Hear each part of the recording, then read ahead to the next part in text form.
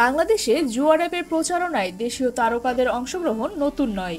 শুভেচ্ছা দূত থেকে শুরু করে জুয়া অ্যাপের স্পন্সরের মাধ্যমে অনুষ্ঠানে যুক্ত হওয়া তারকাদের তালিকা দীর্ঘ হচ্ছে।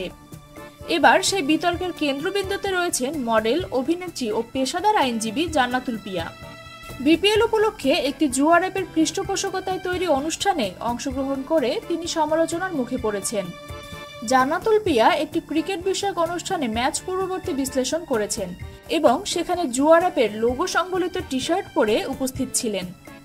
যদিও তিনি দাবি করেছেন তিনি ওই অ্যাপের শুভেচ্ছা দূত নন এবং তার পোস্ট কেবলমাত্র ক্রিকেটের প্রতি ভালোবাসা প্রকাশের উদ্দেশ্যে। তবে আইনজীবী হিসেবে এমন একটি প্রতিষ্ঠানের সঙ্গে তার যুক্ত হওয়া নৈতিক ও আইনি প্রশ্নের জন্ম দিয়েছে। বাংলাদেশের প্রচলিত আইন অনুসারে জুয়া এবং এর প্রচারণা সম্পূর্ণ নিষিদ্ধ।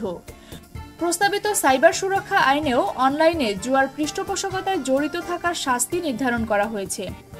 তা সত্ত্বেও জনপ্রিয় মুখগুলোকে ব্যবহার করে জুয়ার অ্যাপগুলো তাদের কার্যক্রম চালিয়ে যাচ্ছে। বিশ্লেষকরা মনে করেন সাধারণ মানুষের বিশ্বাস অর্জনে তারকাদের ব্যবহার জুয়ার এজেন্টদের কৌশল। এতে প্রলুব্ধ হয়ে বহু মানুষ জুয়ার ফাঁদে পড়ে আর্থিক ক্ষতির শিকার হচ্ছেন।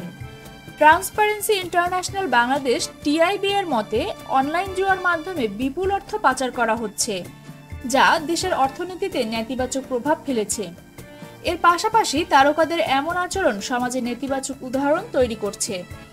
অধ্যাপক বি.এম. মইনুল হোসেন বলেন, জুয়ার প্রতিষ্ঠানগুলো অবৈধ ব্যবসা থেকে অর্জিত অর্থের একটি অংশ বিজ্ঞাপনে ব্যয় করে, কিন্তু তারকারা নৈতিক দায়িত্ব পালন করছেন না। বাংলাদেশের সংবিধানের 18 নম্বর অনুচ্ছেদে জুয়া নিষিদ্ধ।